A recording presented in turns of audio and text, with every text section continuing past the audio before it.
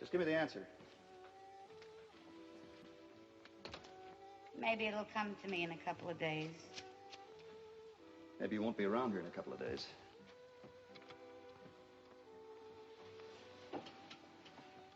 You threatening to blow my head off? Ask a silly question, you get a dopey look. Why are you holding back on me? You'd sell anybody for buttons. Yeah, but not to you, mister.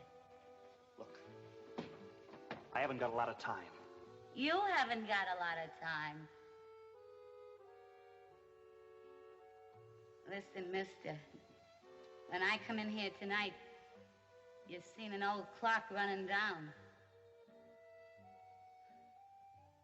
I'm tired. I'm through. Happens to everybody sometime. Will happen to you too someday. With me, it's a little bit of everything. Backaches and headaches. I can't sleep nights.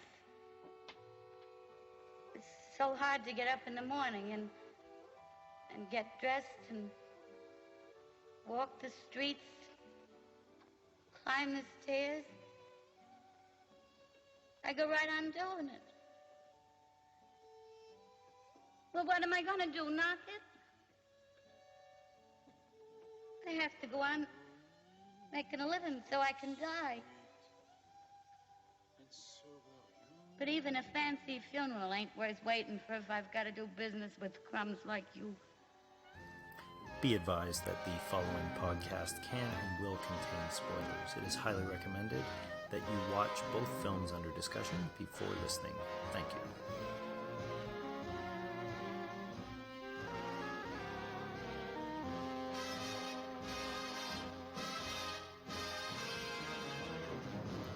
Okay, welcome everybody to the Movie Club podcast, the Noir edition.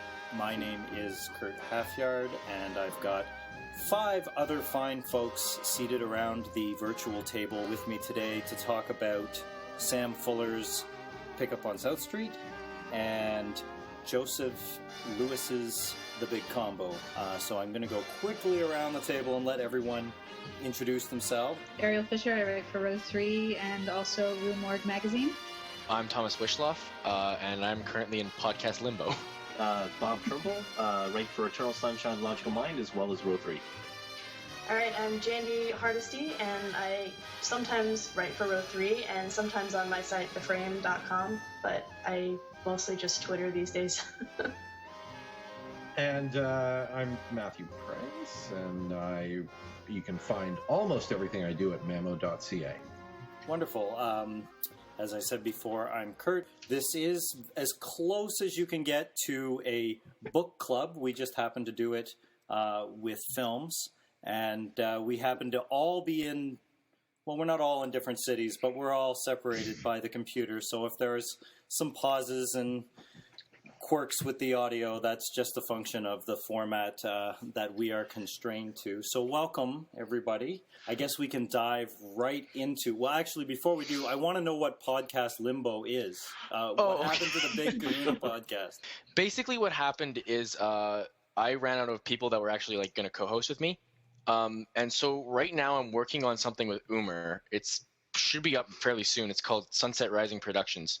And I'm probably going to write film articles for that. But right now I don't have an actual podcast.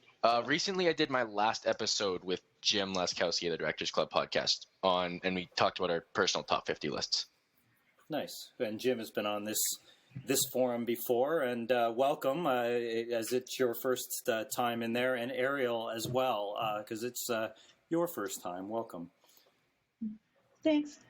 So, Pickup on South Street, it's a 1953 noir film set in the underworld of New York City, and it follows a pickpocket who scores a communist microfilm in the process of a subway score, I guess. The kerfuffle between the FBI, the local cops, the commies and the woman, or I should say women, in between. For an 80-minute film, it's pretty stuffed with characters and plot. I'm quite impressed with just how much they squeeze into this short period of time, MacGuffin and all. And so what we'll first do is go around the table in the same way that we did before, and everyone kind of give just an initial thought, whether it was your first time with the film or whether you've seen it multiple times. It was my first time with this. I'm not actually as well-versed in noir as I would like to be. But, I mean, generally, for the most part, I enjoyed it. It didn't really ensnare me too much. This is going to sound a little perverse. I was impressed with the violence, actually. Yay, Sam Fuller. Yeah. Well, it just seemed a little ballsy. It was more than I expected for the time, and there was an element of brutality to it that I didn't quite expect, which I think gave it more of an edge that kept me interested. Which kind of sounds perverse that I need violence to be interested in a film, which isn't true, but in this particular instance, it happened to work. So this is my first time watching the film. Personally, I like noir films, but I haven't actually, not very well versed in that much classic noir. And so whenever I think of classic noir, I'm always thinking of like Maltese Falcon and like that kind of like very tropey noir film. The big thing that really struck me about this film is that it felt really short to me. Like it's like 80 minutes long, right? And it feels like 80 minutes exactly. It feels really short, but I have to say that I did enjoy it a lot, and I felt it was a very good film. We'll be interested to hear when both of you watch it again, because it's my second time through the film. And the first time I saw it, I enjoyed it, but I was sort of feeling the same way. The second time, it really, really worked for me. All the little nuances, the dialogue, everything about his hangout near the water, really, really resonated with me this time. I think it's one of the classic noirs. And like Ariel said, it's for its time. It's not only pushing some of the violence boundaries, but even just some of the not political, almost anti-political pieces where, he's actually kind of stuck in the middle, and he plays both sides against each other, and the only people he's true to are the other people that are kind of stuck in the middle. And I thought that was a great part of the film. I have seen it before, but it's been such a long time that it was almost like a new viewing, or first time viewing. Yeah, I really enjoyed it. I thought it was kind of interesting. Both this film and the other we'll talk about that more. They're obviously noir films, but they also lack kind of a lot of what you kind of expect to see in some noir films, so I thought that was interesting. And yeah, some of the turns did go pretty fast, especially how she fell in love with him like instantly. Not that that's unusual for that time, but just the way it was done. But I just gotta say one thing is like Thelma Ritter, man, she's like a national treasure, or she should be. And that's my main takeaway. She is freaking awesome in everything, but especially in this. Oh, completely. I was so thrilled to see her in this. Yeah, she scored an Oscar nom for this too, didn't she? Yes, she did. I think she did, yeah. Yeah, and well deserved. Yeah, and agree. So this is not my first time through the movie. I think it's probably my third or fourth viewing. So my relationship to it is so. First of all, actually, just full disclosure, I was so happy and excited to do a noir podcast because I think I counted I own about 180 film noirs. So I think I have every film noir that's been put on disc. So Matthew Price wins this podcast. No, well, does he get a trophy or? Yes, I get the coveted Mamo No Prize. So many have won it. So and like I said, it's one of the first ones that I bought, and one of the earlier ones I saw, and I saw it in the context of going on kind of a Sam Fuller kick. There was a big retrospective at Cinematheque Ontario and showed, I think, about 25 of his films. So that was how I first saw it, was theatrically, and then subsequently bought the Criterion. But I haven't been back to watch it again for I don't know, probably more than 10 years. I think just in terms of overall impressions, I think what struck me is a couple things. So more than most noirs, as good as the best of this style of them is, the film feels heightened, but actually kind of in the little details and nuances, very realistic.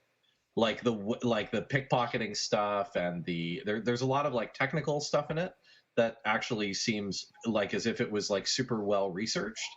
And having actually researched a lot of that stuff myself, I can tell you it's all 100% made up. So that's something Fuller, I think, is specifically really good at, is making shit he made up seem super real. Like, he really went to, like, first primary sources on all. Nope, he just made it up, pretty much. And I think that's, like, a strength of that movie. That was my big takeaway this time. Well, I should say you suggested this film. And you may have already answered it, why you chose to rerun or to come back to this film or bring it up in this forum. But I'll ask you again, if you haven't answered it in the previous statement, what brought you to suggest this film? Well, a couple things. I think it's a really good example of what you would call true film noir, in that it is not conscious of its own genre, because there was no recognized film noir genre at the time that it was made. So we'll contrast it with Big Combo when we get to that. But Big Combo is exceptionally self-aware, whereas this movie is exceptionally not paying much attention to that stuff. He's shooting in black and white and using these tropes because it's cheaper, not because he's trying to, like, fit into a genre or anything like that. So I like it for that. And I happen to really love Widmark in the film, and I love Thelma Ritter in it too. But I think this is like my favorite Richard Widmark performance. He's such an asshole through the entire movie. Oh, he's fantastic at being an asshole. Yeah. He's a badass asshole. Yeah, he's often a psychopath, but he's rarely a jerk. My takeaway is that you wanted more asshole on this podcast. That's why you brought. I felt like I couldn't carry the load all by myself. I felt like I needed to. Well, this is my first encounter with this film. It's been on my list seemingly forever as films to watch. There's still a few big noirs that are holes. I would never profess to be an expert in this genre, but I really dearly love it. So when you brought it up, I'm like, yeah, let's do it. Let's do that. Yeah. I watched the Criterion disc. My first takeaway was that the movie was from the point of view of Jean Peters' Dame character. And the movie kind of starts that way, but then flips to the Widmark character far more. I mean, it's kind of a shared movie, but the first block of time is really spent with the Dame. And I don't know, usually it's the protagonist or anti-hero, and the Dame walks into his office. So this one felt a little bit different right away. And I had some really weird problems. I don't know, Jean Peters, I'm not familiar with her in other films. She feels like she's dressed glamorous, but she obviously isn't. Like, and the movie's conscious of making her not so. But I found her to be such an interesting. In fact, all the characters, even if they fall into cliche like the police chief, or even Widmark's kind of grifter, they all really did feel like people. Like, they really got character right in this movie. And I must admit, as the movie kept lobbing plot and information back at me, what pulled me through was I actually cared about these people and their kind of sordid, low-rent lives. And I think that's kind of the point of the movie, even though it's got all this communist plot stuff in it. It really tries to get you into the pickpocket in his fish shack and the girl that's just in one bad relationship after another. And then, of course, when Thelma Ritter shows up, then, I mean, whoa. She almost doesn't belong in the movie because she's outclassing everyone so much. She almost breaks the movie in her death sequence. You're in a totally different movie for 5 minutes when she exits the movie.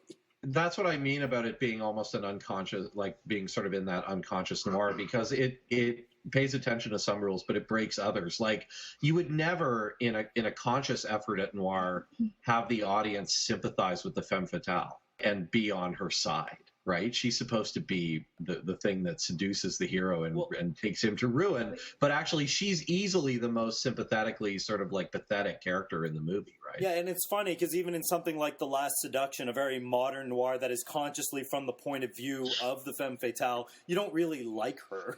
No, she's remorselessly awful. You can't like her. No. Yeah, I think the characters in this movie, like you said, Kurt, it's kind of a testament to Fuller, because if you've read anything or any interviews with him, he actually identifies with people like this, the people kind of on the corners of society. And I think that's why Ritter, Peters, and Widmark, those three characters, really, really stand out in this movie. Is that he gives them the screen time, he gives them the characteristics. Like you said, they feel like real people. Personally, I mean, like, the minute I jumped on board with Skip McCoy is when I saw that he had the best fridge in the history of ever. Like, I love that fridge. And it's multi-purpose. But that whole sequence, actually, of like that whole set of that shack in the Hudson River with a world-class view, like it's the I'm in the gutter but I'm looking up at the stars kind of thing, and him just sitting there all smug like in his hammock. I'm not really entirely sure. Is it still because he's a young guy that he doesn't really just simply does not give a shit, that he is kind of, even though he's on his third strike and whatever, he's still kind of, or is it all in that noir sense, it's all pure bluster and bravado? The film never actually like takes the wind out of Widmark's character, so you don't really know. Well, you can tell that you're in movie land with his house, because where does that guy go to the bathroom or take your wash or Right anything? off the side, You sir. never ask. into But I mean, the fridge price. Yeah. But his attitude bathes him. His attitude clothes him. His attitude shelters him. That's it. That's all you need. You can cover a lot of smells with just cigarettes, apparently.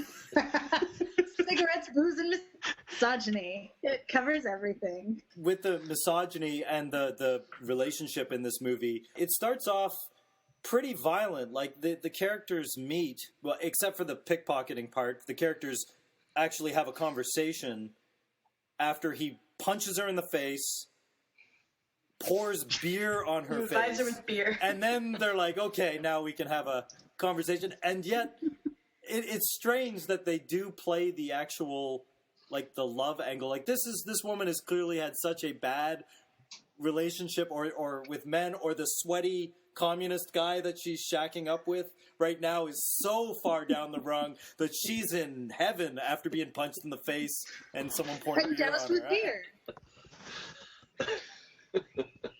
Yeah, it's a little perverse, and it was just, I mean, you have to take it for the time, and while, yeah, that kind of misogyny, that's a little specific. I don't think that was happening on a daily basis to women all around the States. However, misogyny was rampant at the time, so it's kind of difficult to dissociate from that and to say, whoa, that's a little overboard. Why is she in love with him like 3 hours after he's beaten her and given her a beer shower? But, you know, you're just kind of forced to take it and just accept it for what it is, and that's totally fine. It was a little awkward. That just didn't really sit right. At the same time, she kind of gets him, right? Again, it's that you're sort of outside society, and you're your own man. You don't take shit from anybody. You know, you're against the cops, you're against the communists, you're against everybody. You can see at this point in her life, you know, in her painted-on dress, why that's somewhat appealing. I mean, I kind of agree with you. It is sort of a funny thing to have her fall in love with a guy being punched in the face, but you almost kind of get it. I mean, I think that's the brilliance of his script and the characters, is that you almost kind of buy that. That the fringes of society will cling to one another for support. Yeah, that's one of the main things that I kind of get from that. I mean, even Mo and Skip, like, she kind of essentially turns them into the cops, but they love each other. They have this relationship, and he kind of says, gives her an easy. I was like, yeah, well, that's Mo. She's got to live. You know, I've just been turned to the cops by Mo, and I'll still give her a hug next time I see her. There's also that thing of the scale of it, right? So, you know, you talk about the misogyny of him. Well, first of all, he hits her in the dark, doesn't know who she is, I think, initially, but he sort of bashes her around a little, and then she's sort of like, yeah, I can still see myself doing this. You know, there is this sort of underlying sense, like, actually, for her, that's a good day. She's only been hit by accident, so it's probably, you know, an improvement. Well, I also like the fact that after he slugs her, he checks her purse, rifles through her purse, doesn't bother checking her, goes through the purse first, you know, kind of grimaces, smirks a bit, then he throws the beer in her face. No, then he shows off his fridge to the audience for a second time, and then he... That's right. Because that fridge is badass, so... Yeah. It is. As is his crazy hiding scheme to go under the thing and then around and, like, swing on that hook. Well, That is I so assume awesome. he makes that So swing... well choreographed. He makes that swing just to not be like the clunking around. Like when the shack's great because he can hear everyone coming up to it, and he knows how to get away with it. Yeah. Silently. Speaking of hearing things, though, I rewound it or whatever 3 times, and I don't know if any of you recall what the first line of dialogue is in this movie. The FBI agent says something to the other FBI agent. I mean, you get it from context, like he stole something out of her purse, but I cannot. I tried 4 times. I can't make that line of dialogue out. Oh, I can't remember it at all. I mean, It's something like something's wrong, and I don't know, something like that, right? Yeah, it becomes fine after that, but it was kind of. But it's good 4 or 5 minutes of silence, I think, right? I mean, that subway kind of pickpocketing, which is a wonderful, wonderful scene after the subway flashes by with the whites and the blacks, and then it's just that kind of tension of Widmark coming into the frame. So that's a beautiful scene. Some people say, I don't know if I buy it completely, but some people say that was the inspiration for Bresson's Pickpocket, which came maybe 5 years later, which obviously pays a lot more technical attention to the pickpocket. Like here, it's just a reason to get the story going. But I guess it's a testament to Fuller's ability to frame just a small scene and make it work. And in like what David Mamet does later, he just, okay, we've done that. We don't need to do it again. We're moving on. Whereas Bresson, he just spends a lot more time in it. But they both have the same pickpocket guy in the middle has this what we would consider traditional moral center, whereas even the criminals and whatever dislike the commies and whatever. I wouldn't do that for a commie. We have to have code. But he doesn't care. He's like, I'm in my own private shack. Well, I was going to ask, has anybody else read Whizmob? Do you guys know about that book? No. Okay, so if you get a chance, you should try to seek it out. Whizmob is by David Moore. He also wrote Big Con, which is the book that the movie The Sting is based on. And Whizmob is all about pickpockets. And I'll tell you the thing that he gets right, and that I guess my question is, I can't figure out why there aren't more movies that have pickpockets in them, because it seems inherently cinematic to me. In terms of the actual mechanics of it. What he gets right, you're talking about in terms of Skip, is that they don't really, it's not even that there's no remorse, it's that their attitude is, look, if you're dumb enough to let me get that close to you and take shit away from you, you super didn't deserve to have it. I deserve to have it because I'm better than you. The thesis of Wolf of Wall Street. Yeah, and that's how he plays. I agree. And that's how he plays all those people off and still seems to have some kind of compass. Because his whole attitude is, look, if I'm smarter than you, you just deserve everything you get. I don't care. Be smarter and I'll respect you. He definitely has that attitude toward the cops, too. Like, every time the cops and him show up, he's like, I'm just smarter than you, so it doesn't matter what you try to do. He's fascinated with the paperwork. Show me your warrant. I need to, it's always about, prove that you're smart. I was never sure how much of that is supposed to be bluster, because he is on his last strike or whatever. I can't believe the 3 strikes idea goes all the way back to the 1950s, but they clearly make a point of giving a few lines of dialogue to the fact that he'll be put away for life. Maybe it is that bluster that has rubbed the cop. The great performance by the actor who plays Captain Tiger. Mervyn Vi. Yeah, he's fantastic.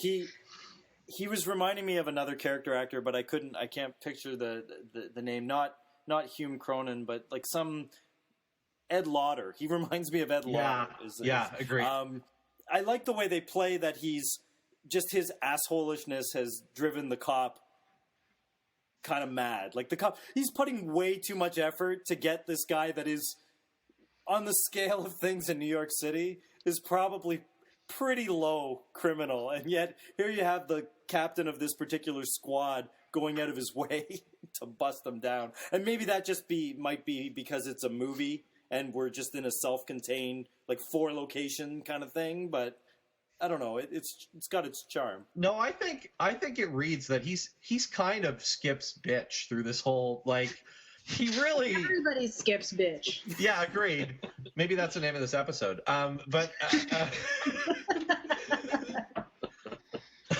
But I just think, like, I don't think it's a big stretch to watch this movie through the lens of, like, man, this guy's kind of a big loser. Like, he's never going to win. That's part of the fun of it. Well, that's the closing line of the film is, again, her putting faith in this probably bad guy. Like, I think the last line is, "Want to bet?" when the cop says, "Oh, you'll be back," and then they walk out on a positive note. But in light of what you've seen so far, she's not too bright. No, I know they walk out like they're gonna make a life together. I'm like, that guy will be picking pockets in 10 minutes. Who are they kidding? What is he gonna take a desk job? What is gonna happen to them? They'll have to get the queen size hammock. It's honestly the most bleak, quote unquote, happy ending since the fucking Truman Show. Oh, it'll be fine. It'll be okay. No, it won't. He's not gonna last 5 minutes. Have some faith, Matt. Come on. Well, it is true, though. It's that really weird prospect that, this guy who has survived being a pickpocket and being a criminal his whole life is all of a sudden going to clean up, not beat his woman, and have a good life. No, he's going to continue pouring beer on her head. That's just going to keep right happening. Now, is it saying that she's going to keep going up the pecking order at this point? She'll find a incrementally slightly better, because as bad as he beats her and pours beer on her, I don't think he's got a candle as to when, I can't remember the character's name, but the sweaty communist boyfriend. Joey. Smacks her around the room. Oh my goodness, that's all one take, and it's just it's brutal. It's a pretty epic smackdown. I was going to say, that was the scene that really grabbed me for some reason. I was into it the entire way, but then he comes in and, the sweaty communist starts beating her up and just throwing her around the room. And I was kind of impressed because, you wouldn't normally show that kind of violence, at least not from anything that I've seen, against women in a film. You'd suggest it and, and I'd give you the back of my hand. Why? Because I love you, honey. And that's the way. That's just the dialogue, right? And that happens. But this was different. She was breaking furniture. There was very obvious risk and danger involved even in filming that, let alone anything else. And it was ballsy. And I with regards to the filmmaking aspect of it, I really respected it for that. But in terms of, Skip and Candy making a life together, no, I'm sorry, they're screwed. He's going to go back to picking pockets. She's going to go back to climbing up the pecking order because that's all they've ever known. That's all they've ever done. And that's a happy ending. Exactly. Sure, status quo but it's ending. But at least he's not a communist. Well, yes, that's right. The moral. I looked at that one point. The one point in the movie when Mo says she's horrified that he's thinking about the communists, and she basically says she doesn't even know why she hates them. She just does. And I kind of love that little comment about, well, because they're communists. That's why I hate the communists. That's right. Yeah, I wanted to actually bring that up. I'm actually interested. What is everyone's opinion on communism? Does anyone think does the film go really hard for the line movie? on communism? Okay. It's 1953 in the United States of America. Everyone hates communists. Everyone's scared to death of them. Exactly. The Marshall Plan ended 1 year previously, but so I don't know whether he's I know he's probably going hard line on it, and there's one scene where, the scene where Joey just skips pounding on Joey. In the background, you can see a poster for the American Army, and I don't know. I thought that was kind of interesting. So I don't know if it's taking a super hard line because of that one line with Mo, but then at the same time, I do think it's taking a super hard line. So I'm lost. Well, I think that's the brilliance of it. It's somewhere in the middle. Was it Hoover? J. Edgar Hoover was really upset at the movie because it wasn't patriotic. Remember that? Are you waving the flag at me? They were horrified by that scene. And yet, I think some of the communists were kind of oh, look at that. It's another anti-communist movie. So he found that nice little sweet spot right in the middle. Where he offended everyone, the sign of a good movie. Right? Sorry, just to follow up really quickly on that point about communism, that, the blacklist was already well in effect in Hollywood in 1953. It had been in effect for 6 years. So if you talk about the Marshall Plan, that runs totally separate to what was actually going on, which was that those witch hunts had been ongoing. I think Kazan had already turned in a whole bunch of people. I don't think that that Fuller is making any kind of larger point. I think he's just using them because he needs a convenient MacGuffin driving bad guy organization. It could be anything. It might be the underworld. It could be anything. It doesn't matter. Like it so matters less that they're communists than that they're kind of this whatever, some weak cabal of, you know, losers. But communists were the terrorists du jour. It was still very much like Jandy said. You know, it was 1953 in America. Communists. Yes, you damn Reds, you damn dirty communists. It's just it's just the wheel landing on that. It's an easy scapegoat. Yeah. Well, exactly. And they're an easy scapegoat in terms of everybody's going to hate them. You have a universally hated group. It's why, you know, the Nazis worked so well in Raiders. Yeah, and I suppose Fuller has made a number of war films, and his war films, all the way up until The Big Red One, were never political. They were always about the little guy soldiers. No, they're on the ground, yeah. On the ground. Yeah. And there's not a lot of preachiness to his films. I don't know if it's a looking at Pickup on South Street in 60-year hindsight that even brings this into the conversation. I'm curious, actually. Maybe I should look online to see if there were any contemporary reviews, like a New York Times review from the 50s. It's as important that they're communists as it is that the bad guys in True Lies are Arabs. Yeah. Like, it so doesn't matter. And yet it does. But it doesn't, but it does. It's that weird... It does, to Ariel's point, in that it keeps coming up in conversation because they're constantly throwing... Well, either he's constantly throwing everyone's patriotism back in their face, and at the same time the movie kind of ends with him not dealing with the communists. So you can have it, like Bob said, you can kind of have it both ways, which I guess is to the strength of the film, not to the weakness. Like, no one wants a movie that states what it is and is 100% clear and moves on. I mean, the part of the fun of this movie is how it keeps turning around and you're, like, stuck with the weird morality of Skip's character.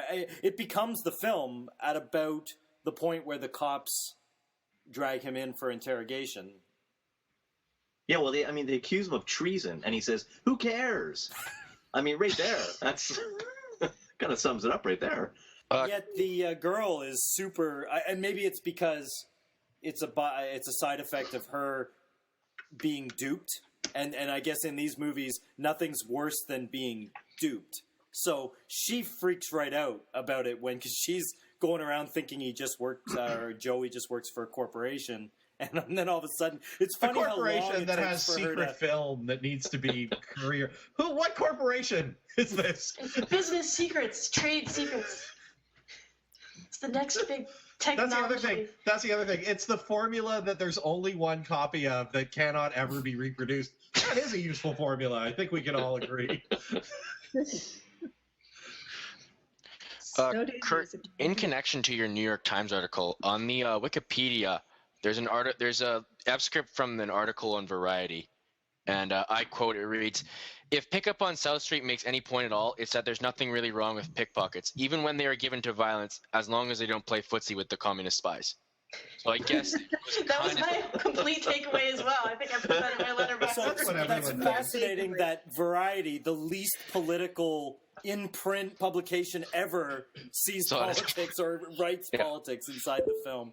I think it slipped in. You know, one thing for sure that just Ariel, to your point earlier about the where he sort of slaps her around. I think sometimes not I don't want to specifically talk about that, but just I think sometimes what can be good about a movie from a directorial standpoint is when the director really understands when there's just one aspect that they have to kind of overspend on.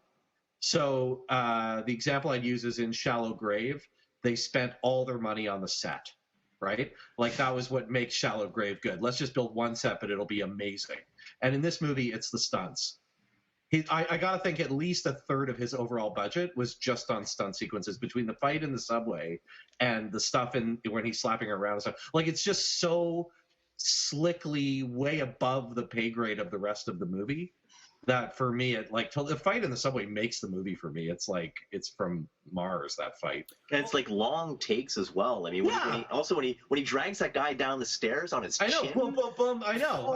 Or when he tries that tracking shot where the guy tries to run through the turnstile and he runs behind him and grabs him, and the camera perfectly pulls over at the same time. Yeah. what the shit? That is amazing. Amazing. That's as good as the fight in Shane. Also showing that it's a product of its time or something.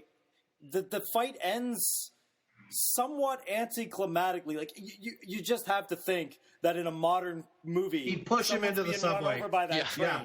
And this just fades to black at the end. Yeah. Because unlike in modern movies, they're still human beings that can't, push another human being into a train. It's also just messy. Hey, well, they don't have to clean it up. They flee the scene. They're gone. It's done. That's why they do it. There's no cleanup required. Yeah, but then the subways would shut down and they couldn't do their pickpocketing thing the next day. Yeah, that's right. True. He's very pragmatic about the whole thing.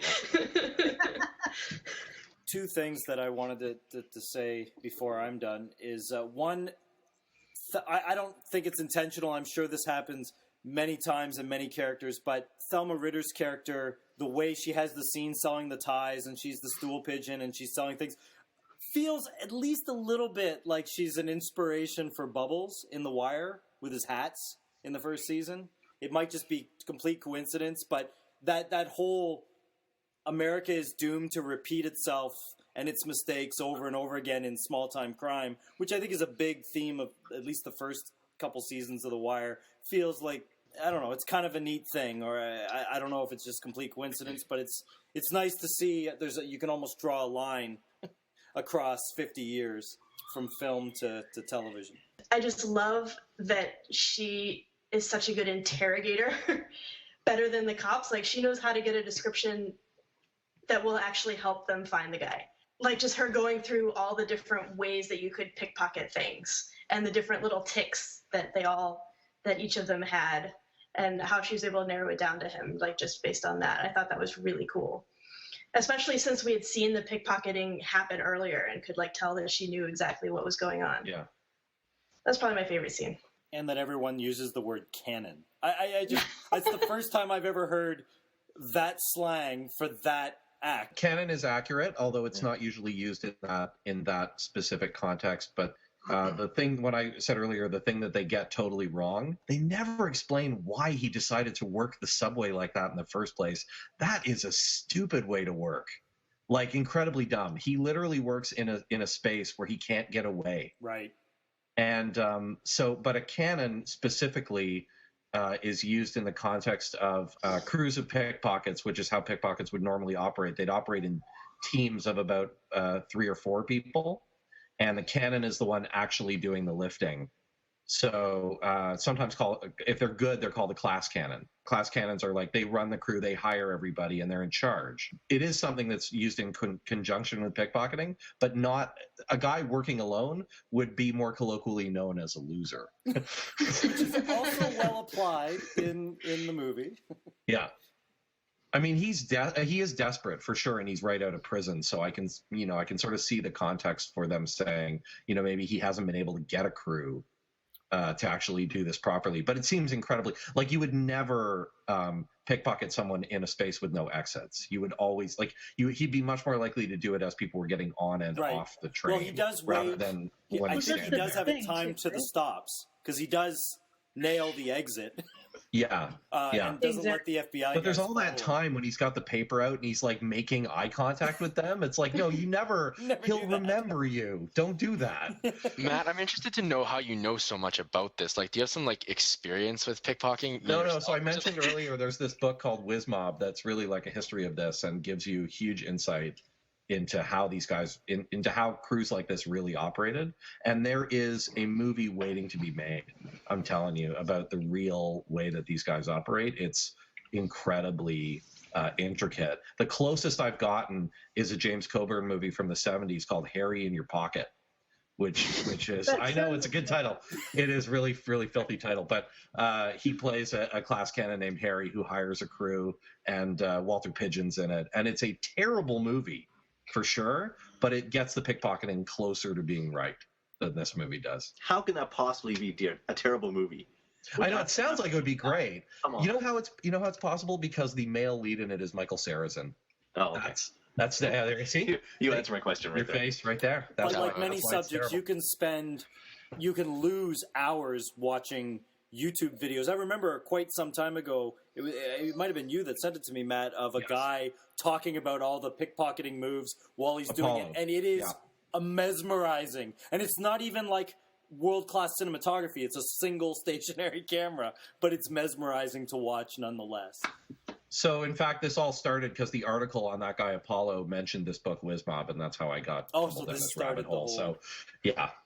But it's been well worth it. It really is. It is a fascinating sub-world for sure.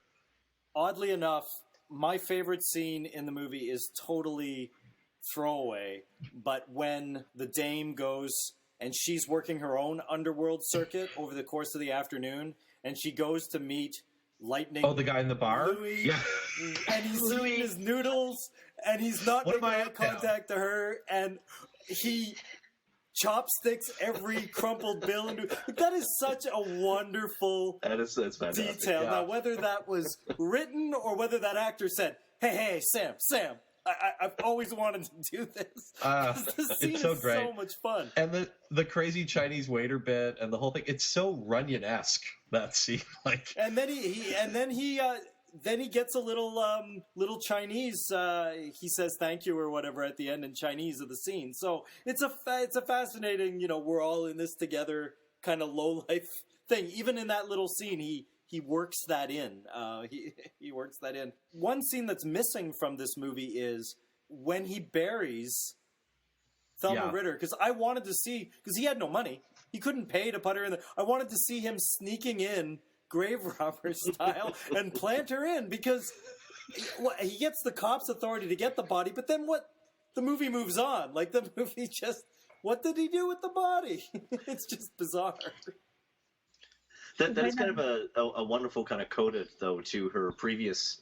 I think it was probably in her first scene where she says that she has to keep living to die, because if she ever gets buried in Potter's Field, it would kill her.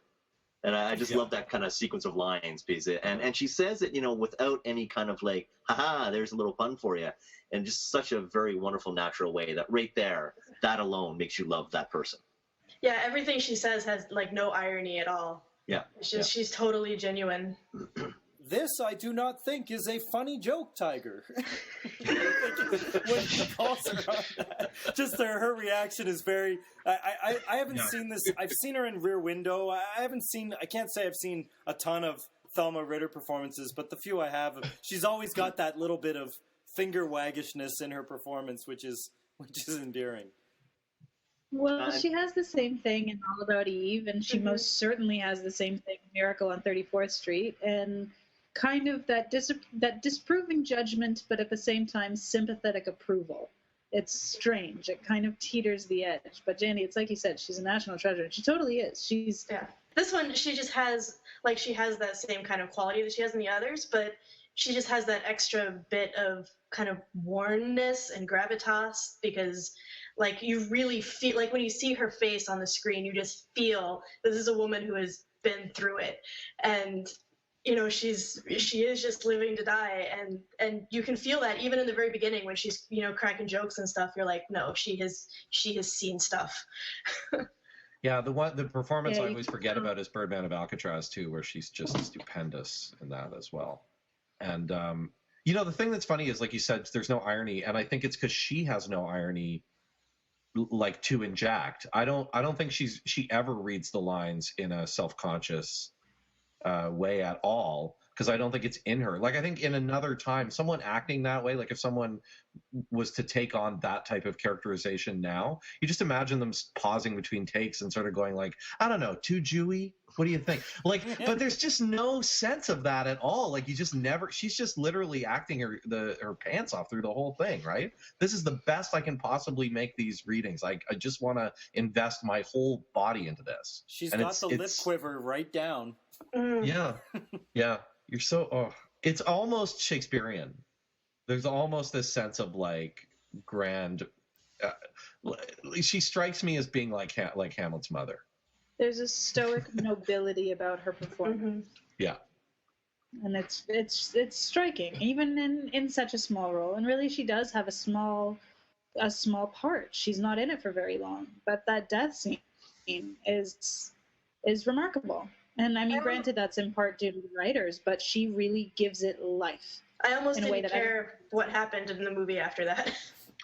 I don't know. Like, I guess I wanted them to get their comeuppance, but after she was gone, I was just like, oh, okay, I guess there's some more of this.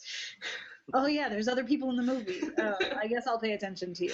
I have to say, one last favorite scene from the movie is we were talking about his hideaway before, and he's got the ladder downstairs to hide, but he also has that great little sort of patio off on the side where he can recline with his beer, and he's got the cushions. It's like, dude has got one heck of a little pad right there. He's just a boy with a clubhouse. It's the tree house that all little boys want, I think. That's the perfect description right so there. Great. Actually, yeah. And it's just kind of such a weird location for noir, I think, because noir is so like, I mean, he's in a city, but it because you don't see all the other buildings around, like it feels a little bit more rural and like set apart from the rest of the city. I don't know. It definitely contributed to changing the tone that way, and that's one of the big things that I felt as well, was that the tone isn't very distinctly, like, it's distinctly noir, but at the same time it's not. And you're right, normally you have, very, angular shades on the windows, and it's in some skyscraper that you imagine is like 50 feet tall, and you don't get that from that. You get, This movie couldn't afford to do that. Like, it's... Yeah, no, I know. It's matter of fact. You can do it on a pretty low budget. You just put up like a sheet and it's like, okay, that's a built wall of a building. I mean, I've seen some movies that do it on some pretty low budgets, but this one was not interested in doing that, and that's good too. Yeah, it's true. I mean, noir was all about kind of obscuring that kind of stuff, right? I mean, they would use light to their advantage to obscure the fact that there is no building, no wall, no door there. But hey, it certainly kind of feels like there is. In terms of his relationship to the story, it's unusual to me that there really aren't any moments where he is in a huge amount of danger. There's normally in these types of noirs, the hero is at some point is stalked or chased by someone. That never really happens in this. Well, he's usually defeated. Like, I mean, you say like it's not a completely happy ending because of what's going to happen, but usually the end of noir is like the main character is dead. Yeah. So, yeah.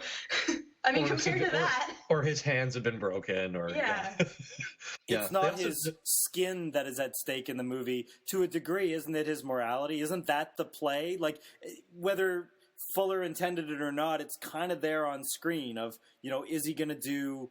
You mean the movie's a battle for his soul? Like, it in a weird way, it kind of is. Yeah, like, that's why it's not with guns pointed and whatever, because everyone keeps telling him what he should do as opposed to shooting at him. Yeah, that plays. That's sure.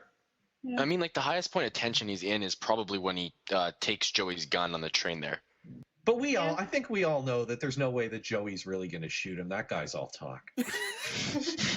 He can only beat up women. I mean, exactly. Well, he's all talk unless you've got ovaries. But he wouldn't even go out and go to meet McCoy earlier. He made his girlfriend do it. Yeah. Yeah, he's too much of a pussy. Yeah. Guys, all the only way would be that if Widmark actually had some ovaries just in a jar, and then he might be able to. But otherwise, do not put that past him. Just carries them with him. Sure. Look, I'm a good pickpocket. Look what I got away with. She didn't feel a thing. He's performing sneaky Well, it's good to see you relaxed for a change. Well, evening, Captain. Oh, anything urgent? Urgent? No. Anything urgent, I leave to my subordinates. There's some good 10-cent cigars in that No, box. thanks. No, I'm off cigars. Brandy. My doctor's got me off everything worth living for. Almost. Leonard. Yes, sir. There's got to be a stop to your complete disregard of the taxpayers' money. I paid for this apple out of my own pocket, Captain. Leonard, you've spent $18,600 in the last 6 months investigating one man, a single man. Brown's not a man. He's an organization. I need money to fight money. Now, look, Lieutenant, I've got nothing against you personally. I admire you. You've got too many brains, but that's not your fault. Now, what about this $18,600? How am I going to explain this to the commissioner? Well, I dictated an explanation if you want to use it. Memorandum to Captain Peterson covering expenditures of the 93rd Precinct Station. The combination is growing stronger every day. The only way to crush it is to get the top man. When Grazzi left the country, Brown... What do you think this is, a homicide investigation? You're dealing with the largest pool of illegal money in the world. You're fighting a swamp with a teaspoon. Next up, we have Joseph Lewis's very, very stylish gangster picture. If Pickup on South Street is pretty functional in its lighting and cinematography, this movie is going all the way with noir tropes. It's made in 1955, which is, I'm guessing, is about at the end of the noir kind of heyday. Tail end for sure. It's the end of unconscious noir or the beginning of conscious noir, depending on how you want to call it. Because like right after this is the Orson Welles one, and like there are what we would call film noirs, but they know what they're talking about. Right. And the story in The Big Combo is a really smart cop is up against a really smooth criminal, and they both love the same woman. And while he's trying to make the arrest, the criminal himself is like all of his secrets. The wonderful gangster in this movie, all of his secrets come out, and he has two thugs which get a fair bit of screen time, and one of them is a shockingly young Lee Van Cleef, no mustache, and I'm pretty sure he's gay with the other thug, just the way they play those scenes. So the movie has a lot of secrets around the crime boss and a lot of broken hearts over the course of its runtime, as the cop slowly begins to kind of snare him through the dame in this movie, who is not really a femme fatale. She looks the part, but she's drug-addled, or at least low-key for most of the movie. She doesn't ever have a scene where she pitches herself to the anti-hero. He's already in love before the movie starts. So we'll go around the table again. What did you think? I preferred this between the two of them. I thought it was tonally more interesting. I liked the play off of the different female characters. I kind of really enjoyed that they each had their different role. They were all fairly innocuous, but at the same time, you kind of had, like, Rita had that embodiment of the femme fatale. She had kind of all the right visual cues and everything, and it seemed like more of a character study and something I could really get behind. This was the burlesque and I just found it more intriguing. Yeah. Yeah, I'm with Ariel on this one. I watched this one first, and I was sold. When I think Mr. Brown's first lines about how he's like, first is first, second is nothing, and he says it like he's an auctioneer, and he's very quick, and he finishes his dialogue very quickly, and I was on board right away, instantly, with this movie. I actually really liked it a lot. The big thing I noticed a lot with it is it's got some weird theme going on with like masculinity, and how like Mr. Brown tries to be this big macho man. He says, "I'm the man. That's why all the women love me." And then at the end of the day, his woman like basically turns him in. And I thought that was very interesting. And I have to admit that the cinematography blew me away, especially that last shot with the fog. That was awesome. Yeah, that's an iconic shot for sure, and that's John Alton, I think, who's the DOP there. Again, that gets back to the low-cost kind of shooting, because this is a fairly low-budget movie too, I think. And I think I was reading about that scene where they just really kind of threw up two walls, they had a light, they threw in some fog, and boom, there's your airport hangar right there. I think they threw a wheelbarrow in there or something like that. I really enjoyed the movie too. It's my second time through it. If I liked it maybe a little bit less this time, it's because Richard Conte, the bad guy, Mr. Brown, is, I think, so far above everybody else in really latching on to the kind of noir characteristics. I love him in this movie. I love his lingo, his timing, his smirk, everything. Nobody really quite matches his level, and I think that was just my one sort of minor issue with it. Otherwise, it's really a story of the two guys, and I think that's why the femme fatale here is actually kind of bland, whether she's drug-addled or not. I think she's barely even kind of there, but that's okay, because the story is really about the two guys, and it's a power play, each one trying to emasculate the other one. And I found that kind of fascinating the second time through. I actually don't know if this was my first or second time watching it. I thought I had seen it before, but I really didn't remember anything about it. And if I did see it before, then it was in a really crappy print on Netflix, and I kind of wasn't paying enough attention to care about it. This time, it really kind of blew me away. Like, I loved it this time. Yeah, the cinematography, it's stylized, but I love that stuff. And yeah, I just like how everyone is playing an angle, really. Even like the McClure, I don't know what he is. He's kind of one of the thugs, but he's like above the other two thugs, I guess. And he tries to play his own angle at the end and fails miserably. And I don't know. I like that everyone's trying to find their own little piece of this situation. Yeah, I think it's my second time through. I know that I bought this as part of just like buying all the noirs, and I watched it in that context, and it was probably like 5 or 6, no, maybe longer, maybe 10 years ago as well. First of all, back to Lee Van Cleef and Earl Holliman. Just to start, it's very important for movies to have a C-3PO and R2-D2, and I feel like this movie has that with those two guys. They're as gay as C-3PO and R2-D2, that's for sure. What I do like about this movie over Pickup, I don't like it more. I think Pickup's a better movie, but this one has that thing of the Hollywood star system of all of the depth in terms of the character actors, right down the line to like John Hoyt, the guy that plays Niels, the Swede shop owner, the Swede. That I'm sure you guys like. He's very familiar in a bunch of other stuff. Ted DeCorsia, who's Bettini. Yep. Ted DeCorsia, you guys. I mean, I forgot, but he's in The Killers, or in The Killing. Sorry, and he's stupendous in that one scene. He's so sad and amazing, right? Yeah, and his robe. And his robe and everything. And Whit Bissell and a whole bunch of other guys just kind of show up for 5 minutes, do amazing work, and leave. But the one that you were mentioning, McClure, which is Brian Donlevy, the reason that I think it's neat is because he's from a totally different school of character acting, because he's actually a Preston Sturges guy. And he does very few noirs. And Donlevy is absolutely, I think he is terrific. His scene is my favorite scene. The scene where they kill him and pull the earpiece out. Oh, that is my favorite scene in the movie. Yeah. That is... Yeah, as good as well anything done. Lewis ever put together. That's as good as the bank robbery in what's it called, Gun Crazy. Like it's so formally inventive and neat. And you guys are talking about the photography, and I think yes, the photography is, as always, Alton is kind of a genius of working for no money and making stuff look incredible, right? But it's the playing around with sound and stuff like that is really that's Lewis doing that. That's my thing that I'd take away from me. We have to love the torture scene with the earpiece, with the there's a lot of stuff with hearing sound aid. in it. Yeah.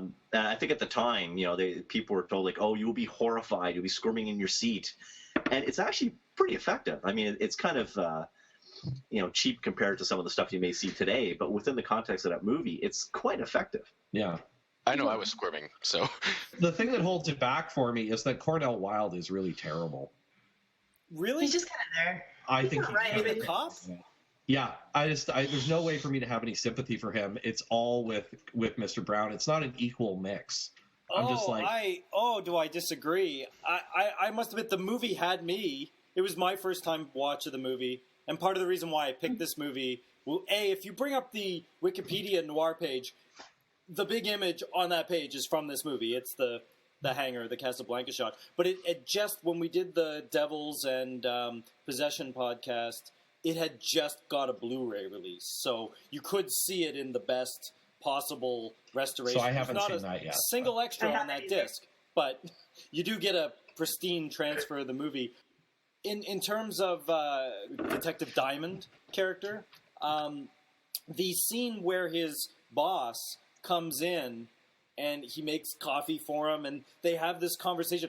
I was so hooked, not just on the overall cinematography and the big room that they're in. That scene just keeps giving. It just keeps giving. Every bit of dialogue in that sequence is perfect. Like you're spending this much money. Well, I bought the Apple on my own dime. Like it just keeps going back and forth that these guys have this great relationship. But there are obviously things have come to a head. And you get all of that in this very snappy thing. I really understand that the villain is a thug and he's got all the really fast noir lines, but I thought that the police detective was great. I thought he was great as well. It's more for me the fact that I think for everybody else who is pitching in tall cotton, most of these guys are real pros with this stuff, and what they're all able to do that I think Wilde is not able to do is they all play it two ways at the same time. This movie functions perfectly well as almost like a parody of these types of movies. Yes. Like the dialogue is so stylized and it's so ridiculous and crazy over the top and delightful that they can play. Think about how Conti plays those scenes. He plays them with that crazy delight in the complexity of the language, but it still sounds like a person talking to another person. But Wilde, to some degree, always comes off to me like he can't quite choose which way he wants to do it. Well, I feel that just works feels perfectly awkward with his character, because his character is the utterly straight shooting guy. Like, he doesn't have all that much of a dark side or a grifting side about him. He's like, they constantly mocking him that he's too straight or too smart to be that straight. Or I like, in this case, this was a case where I really did quite like, I mean, in a sea of like overacting or like big performances, the fact that he just gets to be the straight guy, I quite like the straight man performance. And they do say that he's the righteous man in the whole thing. They keep saying it. Yes, they do. His character actually reminds me a lot like a poor man's version of Popeye Doyle from French Connection, where he's kind of always one step behind Brown up until like the end of the film is the kind of thing I noticed. And he's got like the obsession thing going for him the same way is kind of how I felt. Obviously, he's not as awfully human being as Doyle is, but... Exactly, that's what I was going to say.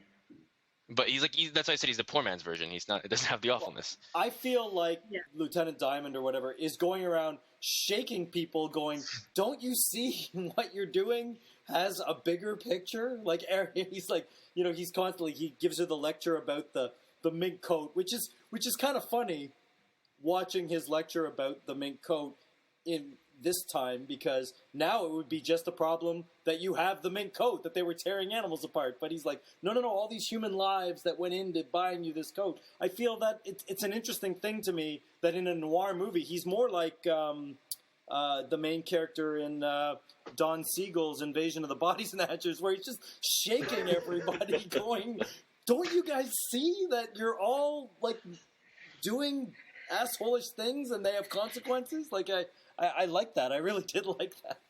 See, I like the concept, Kurt, and I don't think he's as bad maybe as Matt was saying, but I kind of tend to agree with Matt. Because in comparison, I don't see him as the proper foil to Conti, even though the two of them are set up to be, really kind of against each other throughout the entire movie.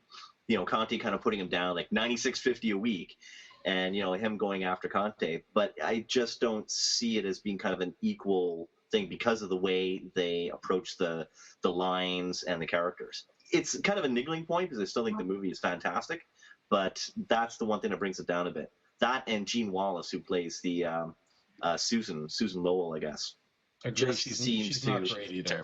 No, she's but one of the blandest. She has the excuse that she's popping pills throughout the entire movie, so you can just write that down for better or for worse. Understand though why they are so consumed with her.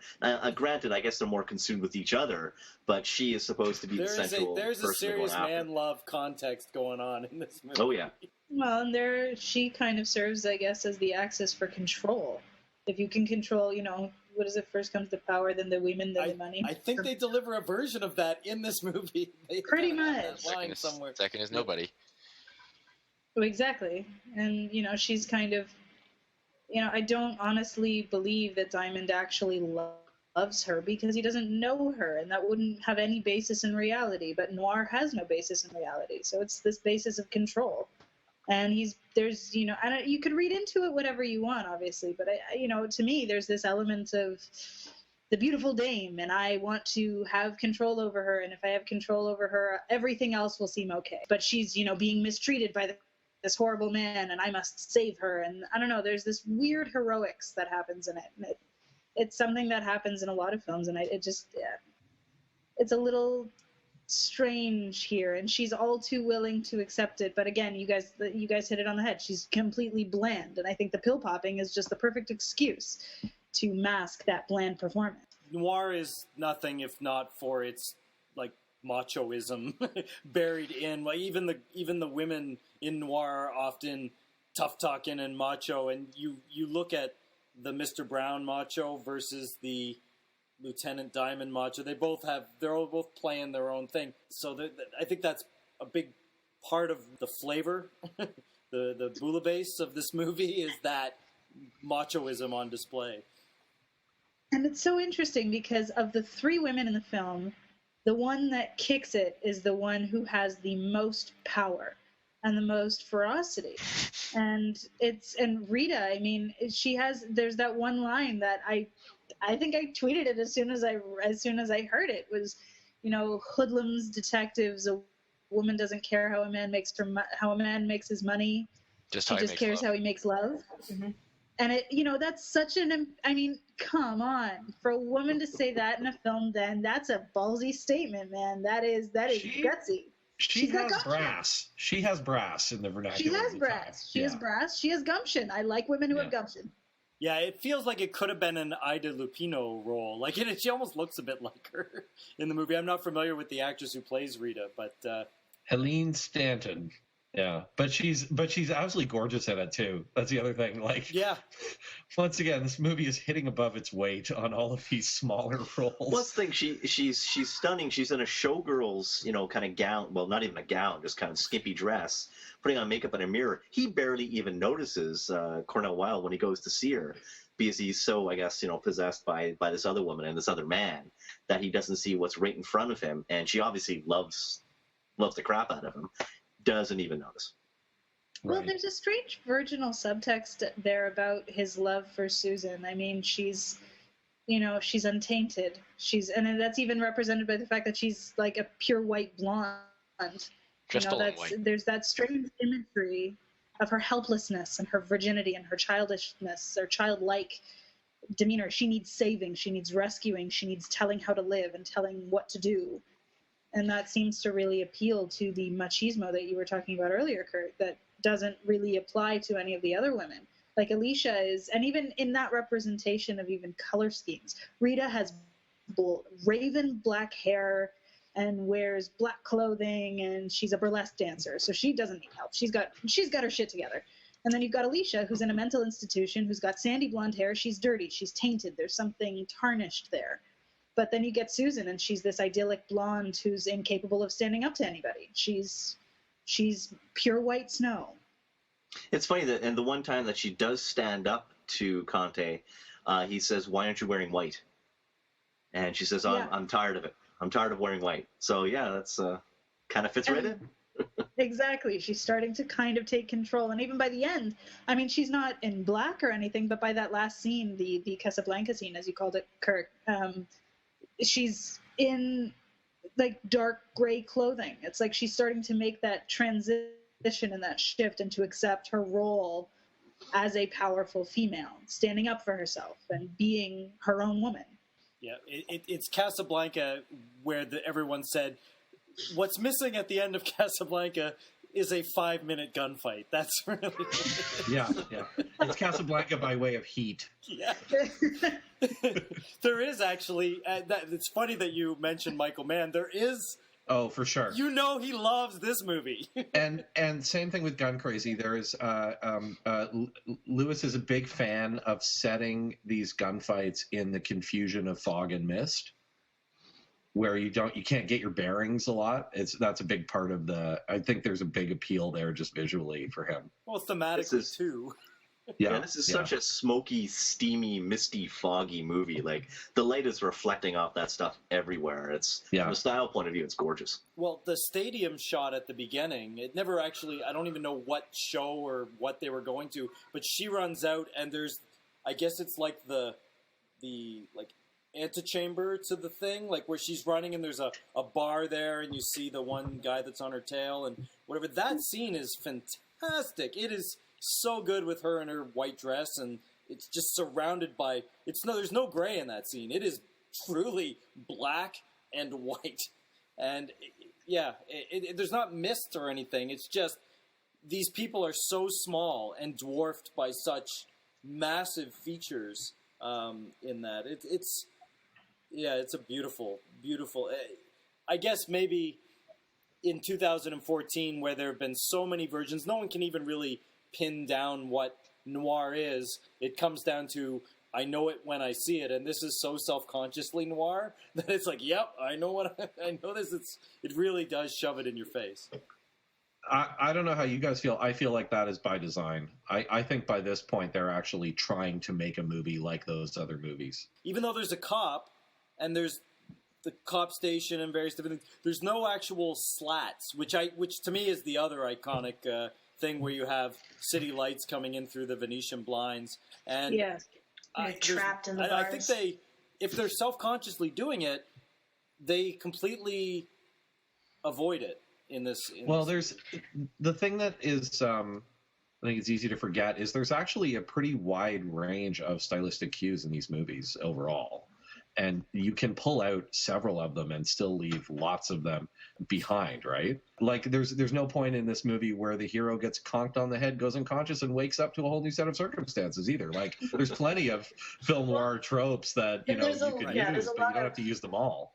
Like there's no flashbacks, there's no voiceovers, there's all that kind of stuff. They get away at the end again, sort of. Well, not Conti, but the femme fatale. If you want to call Susan a femme fatale. Yeah, but it's still a matched pair at the end, but they don't get away with anything. they're just matched because the movie has to end. Right.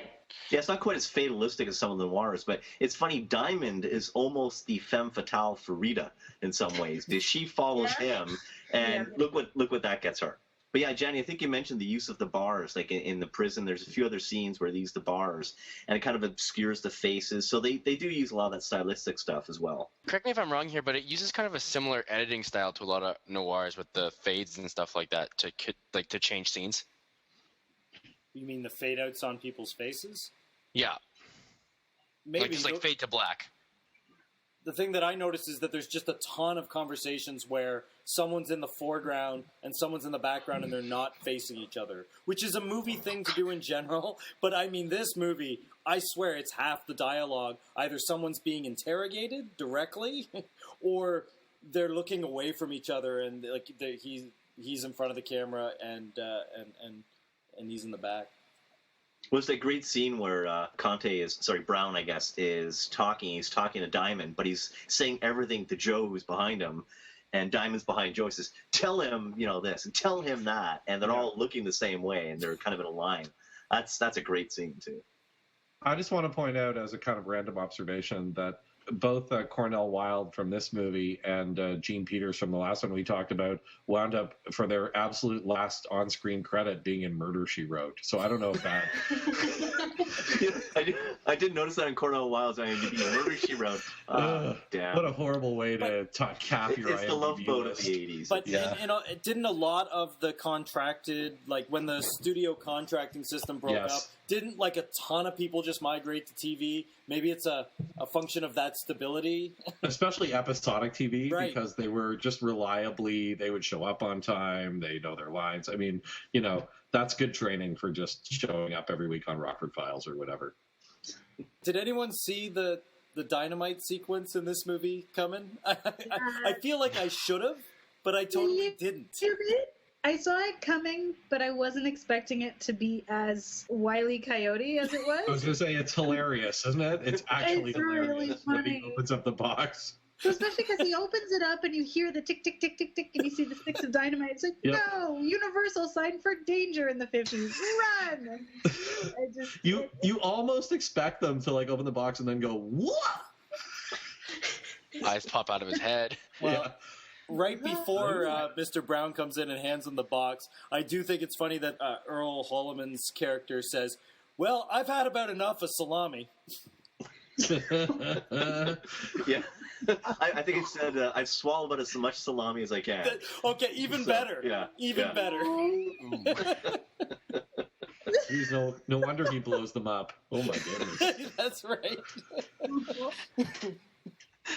And I wonder too. I mean, I know there's all sorts of coded things because of the censorship codes and whatever at the time that I watched Miller's Crossing, the Coen Brothers film, several times and somehow did not see the Buscemi and the Heavy in that were gay lovers. Like I kick myself at how many times I watched that movie and never noticed that when it's so crucial to everything, and yet it's kind of buried in plain sight. And they specifically say dialogue that denotes that they are in fact gay lovers.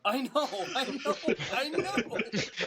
There are in fact explicit lines in the script. I know. Yet I'm with you. The first couple times I watched it when I was, a younger man, I also did not catch it, or at least thought it wasn't ironclad. It is ironclad. So I'm not alone on this. I feel a little bit more comfortable that because I don't know, having a conversation with someone and years ago when it came out, it just stopped the conversation, and I had like a flashback at the end of it's like this where I'm like, wait a minute. You feel like it's that comedy thing of like the movie is a person talking to you and they're going, these two characters are gay, and you're going, what do you say now, huh? You're not even. So, Kurt, getting back to the production code kind of stuff, they sneak a bunch of things in this movie. There's the one scene where I think it's the time she doesn't like wearing white, and then Conte comes up behind her, Brown comes up behind her, starts kissing her, and she kind of tilts her head back, and then he moves down, he goes right out down, of the frame, right out of the frame. And fade to black. Yep. And I was reading something earlier on today. Apparently, Cornel Wilde and Gene Wallace were married at the time, and Cornel Wilde did not speak to Lewis for the rest of the shoot because of that scene. Well, because he saw the dailies? Because you wouldn't know until... because the censors would have said, well, wait, where did he go? And Lewis is like, I don't know. Where do actors go? And the camera's off them. Yeah, no, it's a great apparently sequence. Wilde did not talk to him. I think it stands right out because it's pretty bald. Like, where most movies wouldn't do that at all. Like, in that era, it's pretty in your face, as they say. It's right up to the line. The other thing, just to quickly tie this together a little bit with the communism thing in the last movie. So this was written by Philip Jordan. I don't know if you guys are familiar with him. He wrote a lot of really well-known movies. He wrote El Cid, did he not? He wrote El Cid. He wrote Man from Laramie. But he famously also fronted for other people who were blacklisted constantly. So he has lots of scripts that are accredited to him that, in fact, he never wrote, but because those other folks couldn't work. Yeah, so he fronted for Ben Maddow and Bernard Gordon and a whole bunch of other writers who were unable to work because of what was going on with the witch hunts. So, movies like this with their kind of overarching mistrust of the system and stuff, they play into that a little bit.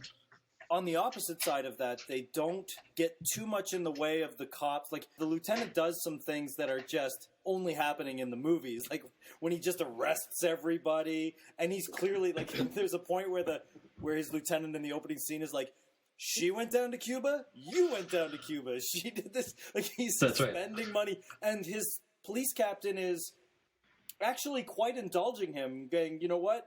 You're a professional and you know what you're doing. Okay, we're out of money now, but up until this point, I've let you get away with that, which to me has some sort of faith. Like, when you look at something like The Wire talking about that, it's all about juggling budgets and hiding money inside the organization, whereas it does actually look like in The Big Combo that the police actually function well. At least in that institution is left fairly sacrosanct. Like, the cop is a totally upstanding guy. So it is got quite a love of law enforcement. The movie's practically a police procedural. For some reason on my notes I wrote down, feels very municipal, like 12 Years a Slave. I have no idea why I wrote that. like I have no idea. Notes from another movie, I think. None of those words make sense together. They don't.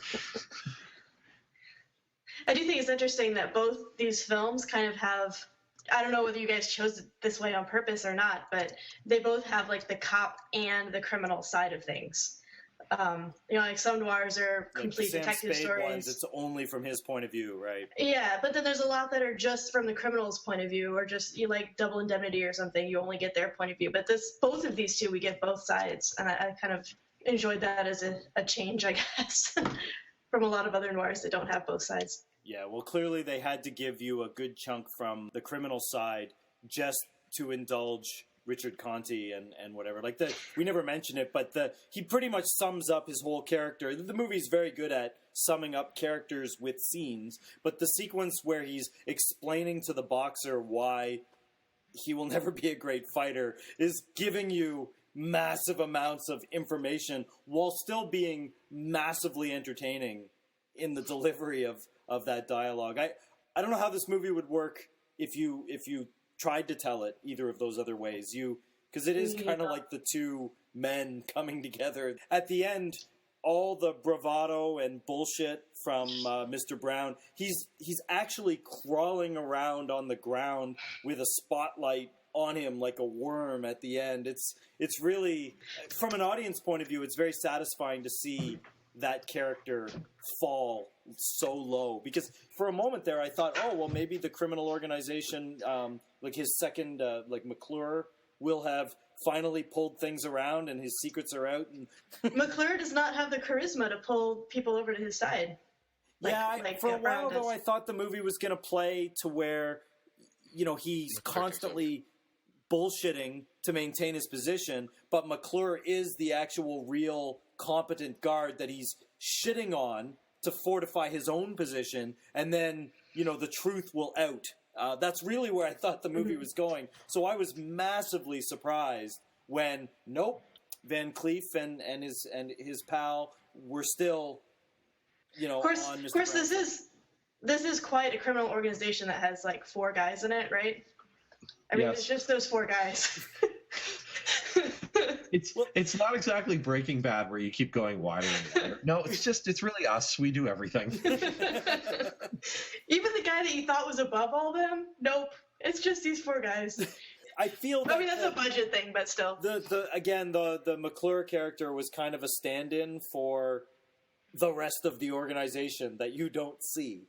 Even though all the dealings is with his... You really don't see the Mr. Brown doing criminal activity. You just see kind of him going to nightclubs and eating dinners. Like, you don't really see him orchestrating crime or running, like he's an accountant, a bookkeeper, or whatever. Right, which I kind of like about the movie, that it's low budget and they just assume that you're going to fill in those blanks. They trust you to be like, here's the situation, and you just go with it. I think that's fair, in the same way that there are no exteriors in this movie. Other than the opening credits, and at one point, like, a car pulls up to these massive tanks, like big like water tanks or something, which is a great scene. There's almost no exterior in this. Well, there are. They're just all they're just fog everywhere. Yeah, there's just fog. So yeah, I think the syndicate or the organization is actually called the Combination, right? I mean, I guess the title comes from that, and I think they even say like they're rounding up all the people from the Combination. But you're right, you never really get to know what any of these people do. You just see those 4 guys. Apparently, it all centers around them. And 2 of them are just, the muscle. Is there actually, is anybody aware? I mean, that trope of the main bad guy secretly being dead and issuing the fake orders so that the other guy can control everyone. I have seen that before, at least in comics, but I'm curious. It feels like I've seen that in movies too, but I can't remember anything specific where that's come up. That seems like a good idea. That's what I'm saying. He's in Sicily, yes. I feel like in fantasy, like speculative fiction fantasy, that's a common trope where the advisor is standing in for the king and everything is long and dead and he's just letting it go forever. I feel that's in novels more. I've read it. Seen it in. Well, they use it in the comic book The Goon, but I can't. I'm trying to think of another use of it, but I can't. But I know it just seems so, like, when you find out that the guy's been secretly dead, I'm like, but of course he is. Of course. That makes perfect sense. Well, I actually felt that the secrets played out very, very similar to there's I guess a section of Polanski's Chinatown where everything kind of knots together right near the end, and a lot of things now immediately make sense to you as the viewer. I feel, I don't know, maybe that was an influence on Townsend. I mean, clearly they're both in the same genre, just many years apart. But I felt that it had a bit of a Chinatown vibe to me, even though there's no honest cop in Chinatown. I just feel the way that the bad guy has this many secrets, and the movie is actually about the bad guy's secrets coming out. That's the driver of all of the story, is the horrible things that the main bad guy did. And everything revolves not around the bad guy per se, but the actual secrets coming to light.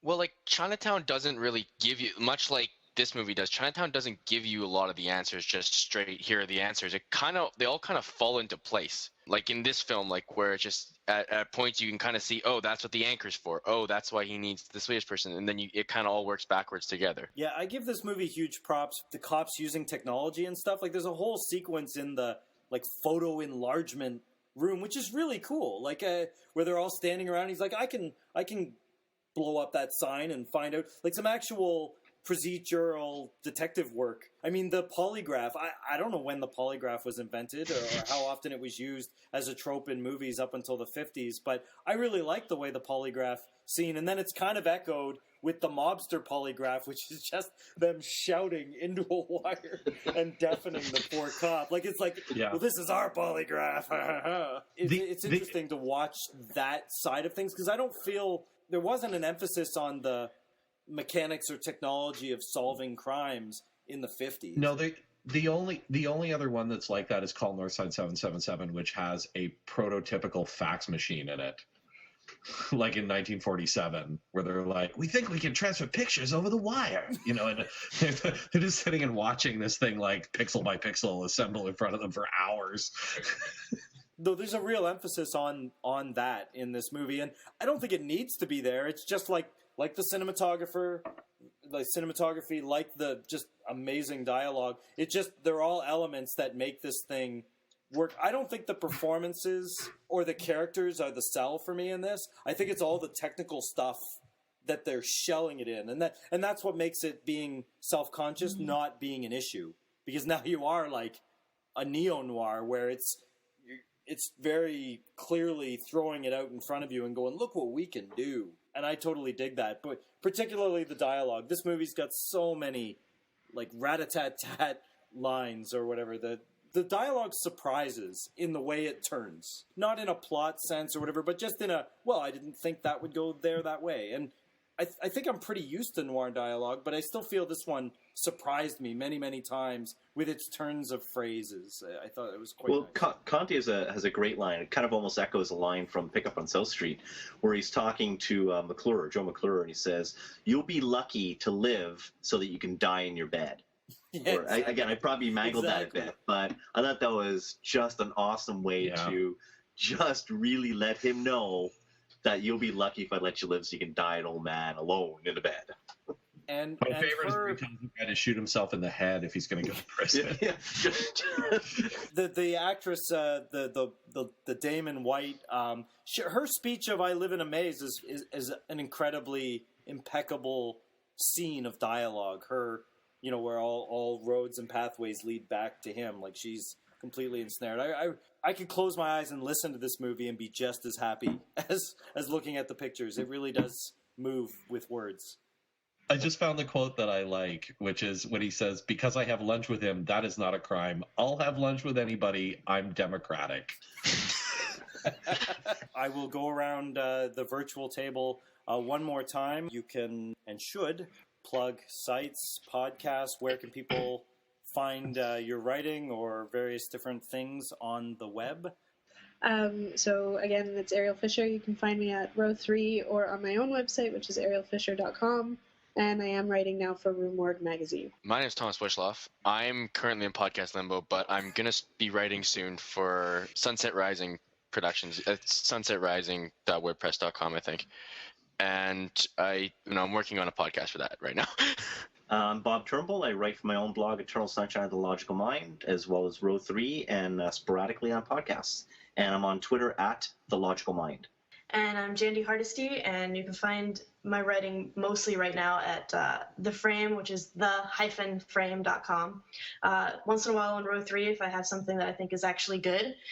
But also on Twitter, FaithX5.